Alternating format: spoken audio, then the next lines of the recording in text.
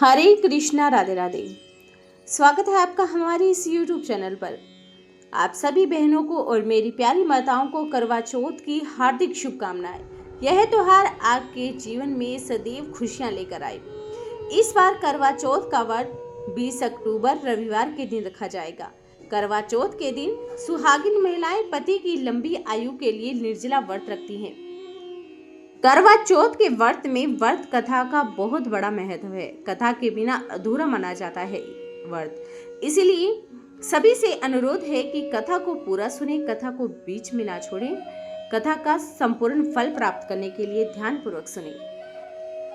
बहुत समय पहले की बात है। एक साहूकार के 7 बेटे और उनकी एक बहन थी जिसका नाम करवा था।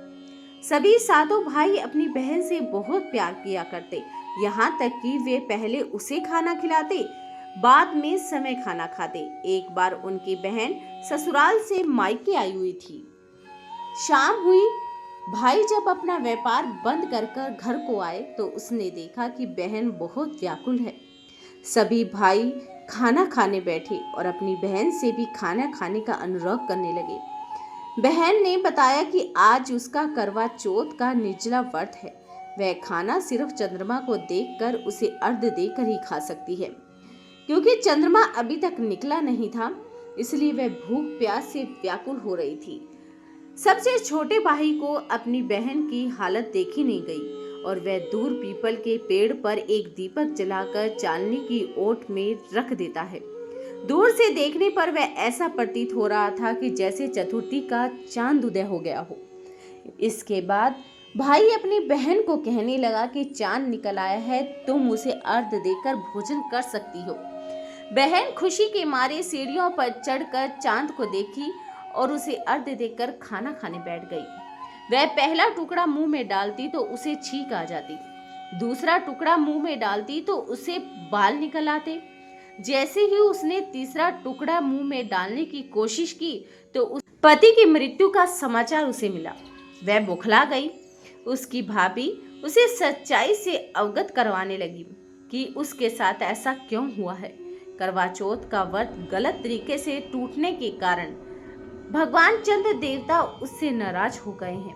उन्होंने ऐसा किया है। सच्चाई जानने के बाद करवा निश्चय करती है कि वह अपने पति का अंतिम संस्कार नहीं होने देगी और अपने सतीत्व से उन्हें पुनर्जीवन दिलवा कर रहेगी।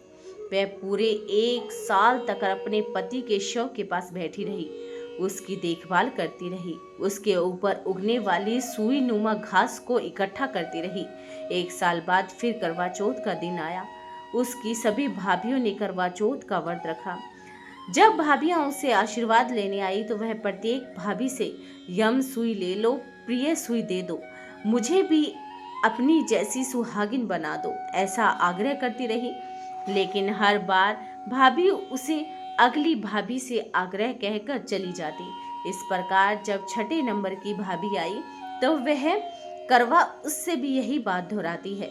वह भाभी से कहती है क्योंकि सबसे छोटे भाई की वजह से उसका व्रत टूटा था, उसकी पत्नी में ही वह शक्ति है कि वह तुम्हारे पति को दोबारा जीवित कर सकती है। इसलिए जब वह आए तो उसे पकड़ कर रख लेना, जब तक तुम्हारे पति जिंदा ना हो जाए, उसे जाने नहीं देना। ऐसा कहकर वह वहां से चली गई। सबसे अंत में छोटी भाभी आई और करवा उनसे भी सुहागिन होने का आग्रह करने लगी, लेकिन वह टाल मटोल करने लगी। इसे देख करवा उसे हाथ जोड़कर कहने लगे कि अपने सुहाग को जिंदा करने के लिए कहती हूँ। भाभी उससे छुड़ाने के लिए नोची कसौटी, लेकिन करवा उसे नहीं छोड़ी। अंत में उसकी तपस्या को देखकर भाभी का मन पसीज गया और अपनी छोटी उंगली को चीरकर उसमें से अमृत उसके पति के मुंह में डाल दिया। करवा का पति तुरंत भगवान श्री गणेश कहता हुआ उठ गया। इस प्रकार प्रभु कृपा से उसकी छोटी भाभी के माध्यम से करवा को अपना सुहाग वापस मिल गया। हे गणेश जी महाराज, हे महागौरी, जिस प्रकार करवा को चिर सुहागिन का वरदान आपसे मिला है, वैसे ही सब सुहागिनों को मिले। कथा कहने वाले, सुनने वाले और ओंकारा बनने वाले सबकी मनोकामनाओं को पूर्ण करिए। बोलिए चौथ माता की जय हो। अगर आपको हमारी यह वीडियो पसंद आई हो तो चैनल को सब्सक्राइब करना ना भूलें। वीडियो को लाइक और शेयर जरूर कर दें। कमेंट में जरूर लिखें जय चौथ माता की। एक बार भगवान श्री गणेश एक छोटे बालक के रूप में चिमटी में चावल और चम्मच में दूध लेकर निकले। वे हर किसी से कह रहे थे कि कोई मेरी खीर बना दो, कोई मेरी खीर बना दो। एक बुढ़िया माई बैठी थी, उसने कहा कि ला मैं बना देती हूँ। वह अंदर गई और एक छोटा सा बर्तन ले आई। तब भगवान श्री गणेश ने कहा कि दादी माँ, छोटी सी भिगोनी मत चढ़ाओ, तुम्हारे घर में जो सबसे बड़ा बर्तन हो वही चढ़ा दो। बुढ़िया ने वही चढ़ा दिया। वह देखती रह गई कि वह थोड़े से चावल उस बड़े से बर्तन में डाल रही थी तो वह पूरा ही भर गया। गणेश जी ने कहा कि दादी माँ, मैं नहा कर आता हूँ, खीर तैयार हो जाए तो आप मुझे बुला लेना। खीर तैयार हो गई। बुढ़िया के पोता पोती खीर खाने के लिए आए और खीर देखकर रोने लगे। बुढ़िया ने कहा कि गणेश जी, तेरे भोग लगाना है कहकर चूल्हे में से थोड़ी सी खीर डाली और कटोरा भर कर बच्चों को दे दी। बुढ़िया की पड़ोसन ऊपर से सब कुछ देख रही थी, तो बुढ़िया ने सोचा कि यह तो चुगली कर देगी, तो एक कटोरा भर कर उसे भी पकड़ा दिया। बुढ़िया की बहू आई और वह भी खीर की सुगंध से खीर खाने के लिए उतावली हो गई। बहू ने चुपके से एक कटोरा खीर ली और कटोरे को चक्की के नीचे छुपा दिया। अब भी गणेश जी नहीं आए। बुढ़िया को भूख लग गई। वह सोची कि मैं भी खीर खा लूं।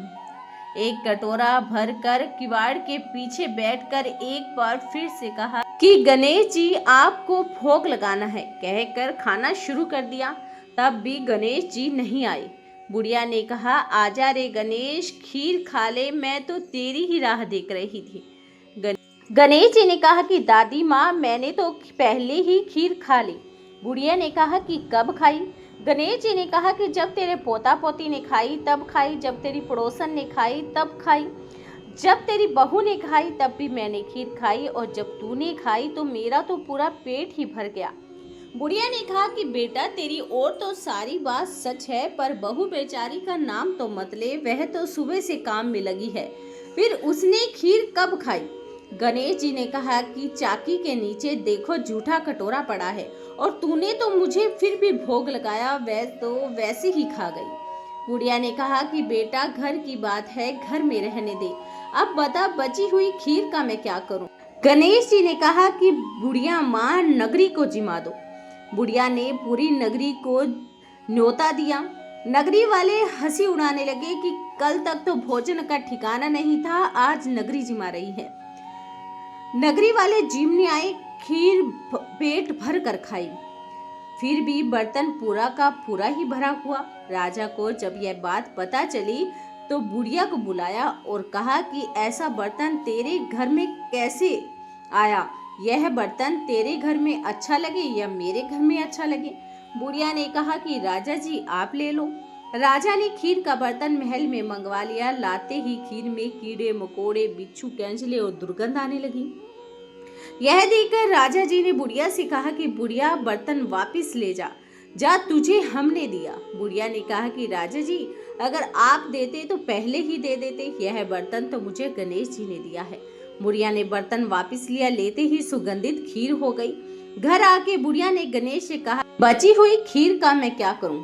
गणेश जी ने कहा कि झोपड़ी के कॉर्नर में गाड़ दो, उसी जगह सुबह उठकर वापस खोदोगी तो धन के 2 चरे मिलेंगे। ऐसा कहकर गणेश जी अंतर्ध्यान हो गए। जाते समय झोपड़ी के लात मारते हुए गए तो झोपड़ी के स्थान पर महल हो गया।